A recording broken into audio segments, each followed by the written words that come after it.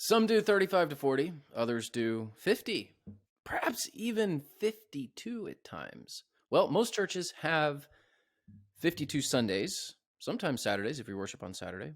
And this is where God's word is proclaimed via a sermon. How many of these 52 time slots should a lead pastor fill? We're going to talk about that.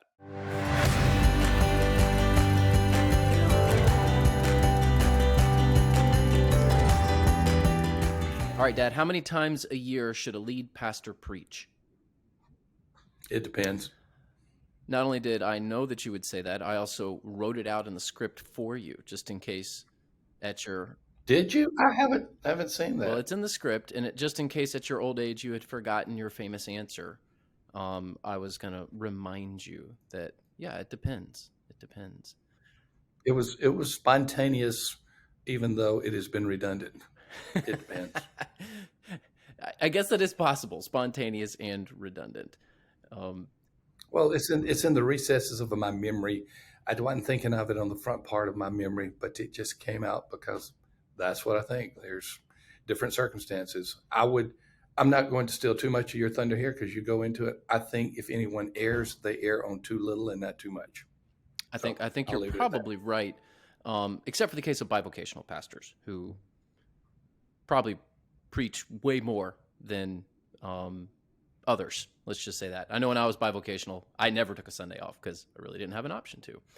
Well, let's talk about this. How many times a year should a lead pastor preach? Now, many traditional churches will expect a higher number of all different backgrounds, different denominations, faith traditions, things like that.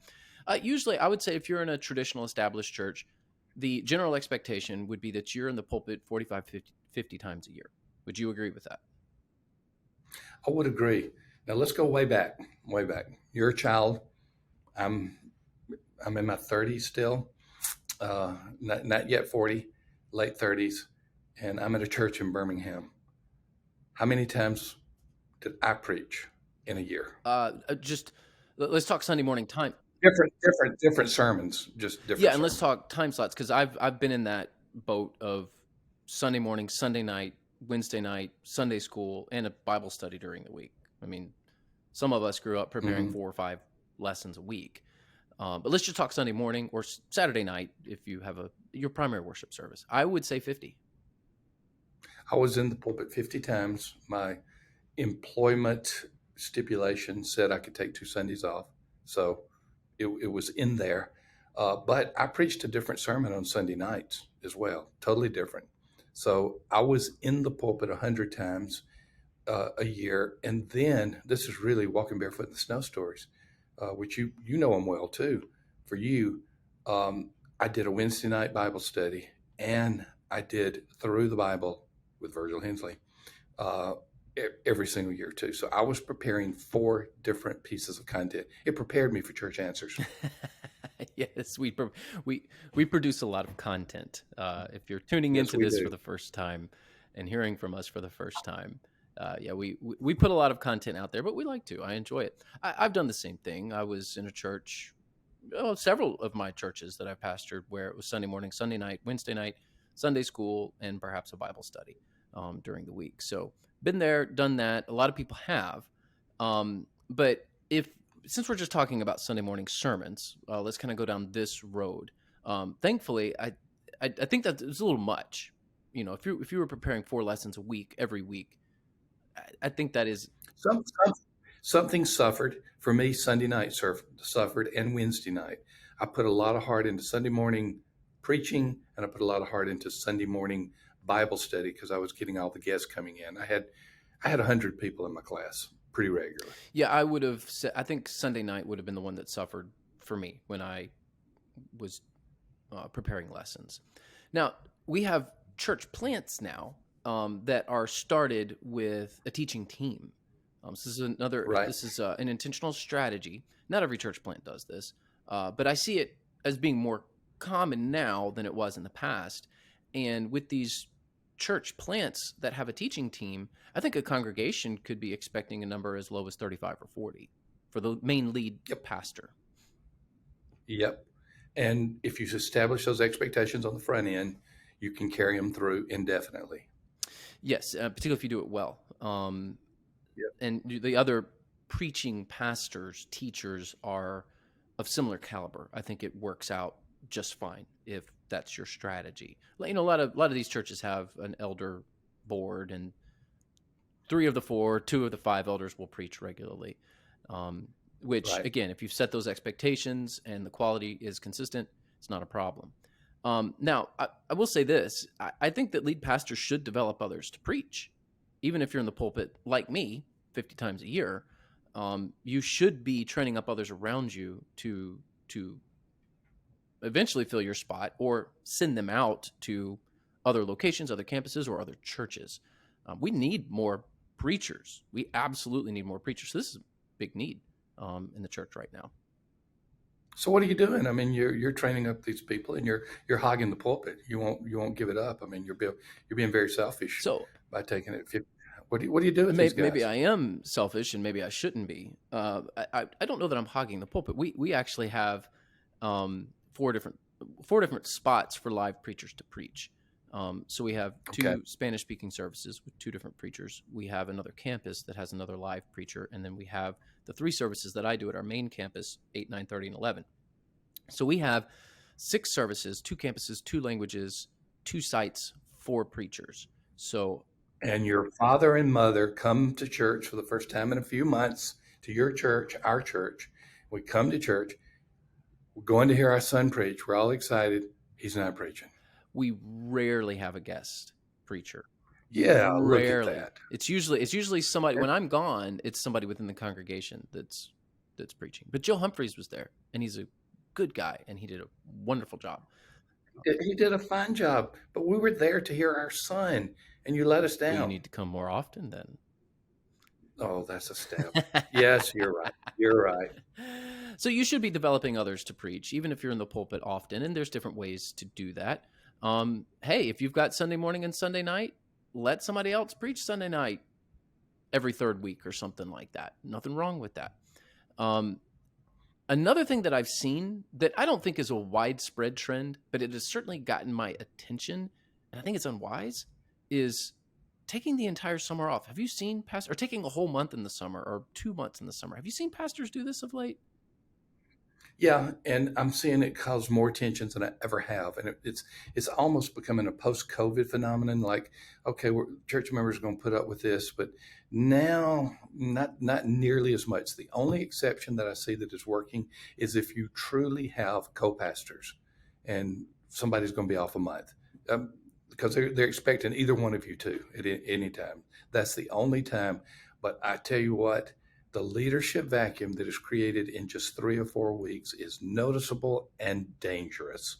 And so I would say be very careful for being out of the pulpit that Yeah, much. power vacuums can form, and it sends the wrong message when it comes to priorities. I mean, if the lead pastor is gone for part of June and all of July, and he's not even there, and others are filling the pulpit, particularly others like outside speakers, that really tells your church, well, summer's not all that important.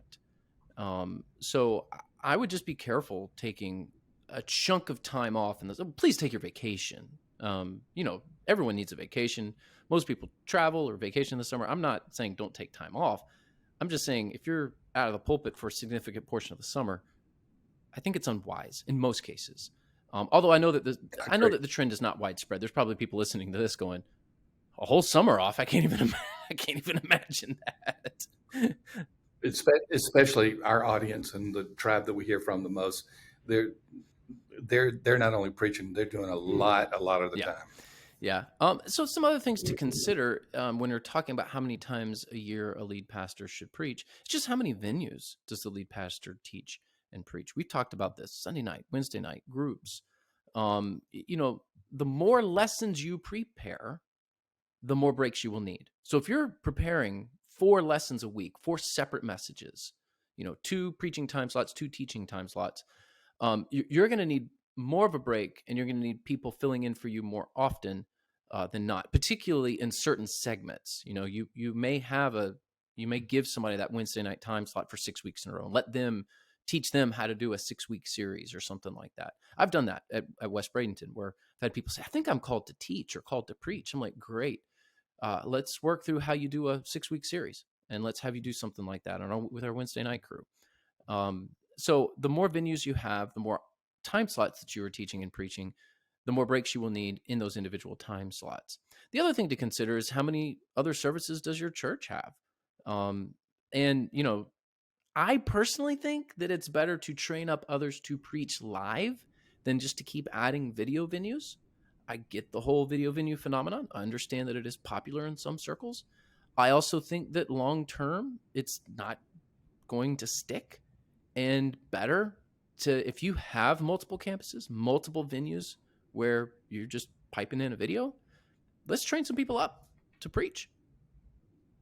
Just got off the phone with off a Zoom call with Jimmy Scroggins. He has 15 sites, many of them with multiple services and even multiple venues. And every site has its own pastor. Every site Love has it. its own preacher. I think that's ideal.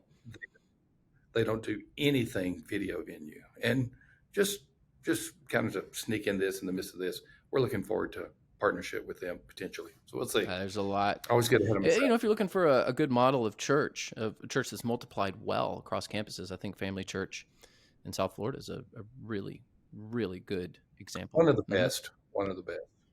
All right. So here's the main issue. Just be clear with your communication. Be upfront. Set those expectations. Don't leave people guessing. There's no real answer here. Like, there's no right answer. It depends. It depends. At my age, depends is a double entree. I mean, there is a line somewhere. If you're under 30, that's likely a problem. If you're 52 every year, that is a problem. You need some time off. But I'll just tell you my preference. Guess what my preference is? I see the notes. So is it fair for me to guess? Is it somewhere between 49 and 50? I like 49 and 50. I didn't know if you were looking at the notes or not. Sometimes you read them, sometimes you don't, Dad. Yeah. What was the commercial? Sometimes you feel like a nut, sometimes you don't. Mounds. Oh, Mounds. Mounds and Almond Joy. That's coconut. I shouldn't even talk about it. That's coconut. You don't like coconut, but I do. You know what? This is completely irrelevant to the topic at hand. Yep. You hated coconut and mayonnaise for so long that I just assumed that they were nasty. And for years, until I was a teenager, I don't know. I never tried them. I never tried mayonnaise or coconut. Shouldn't. And then when I did, you shouldn't. I was like, this is delicious.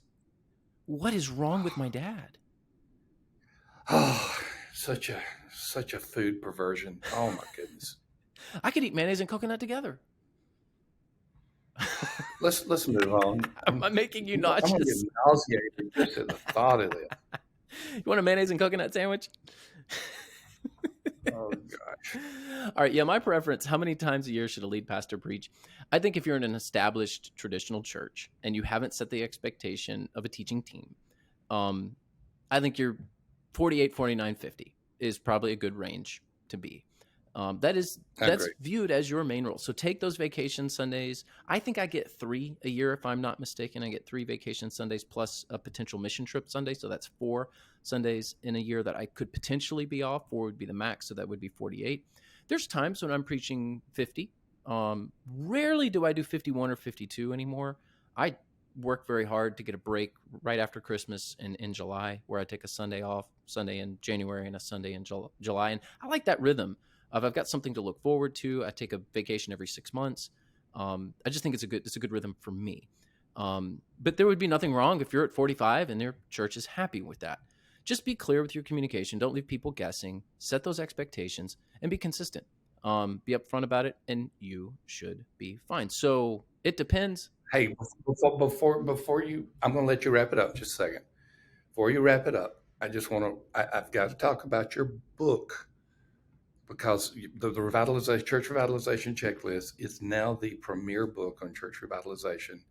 And we've got a lot of folks that are listening and viewing us, and we're going to put a link there. It's a classic. It is an instant classic. And I know that doesn't tie into what you're saying, but I was fearful that we would end this without me at least talking and celebrating that book. Well, so back to you. Well, we've got a link in the show notes, so thank you for bringing it up. The Church Revitalization Checklist, a hopeful and practical guide for leading your congregation to a brighter tomorrow. So you can get a copy of the book. We'd love for you to have it.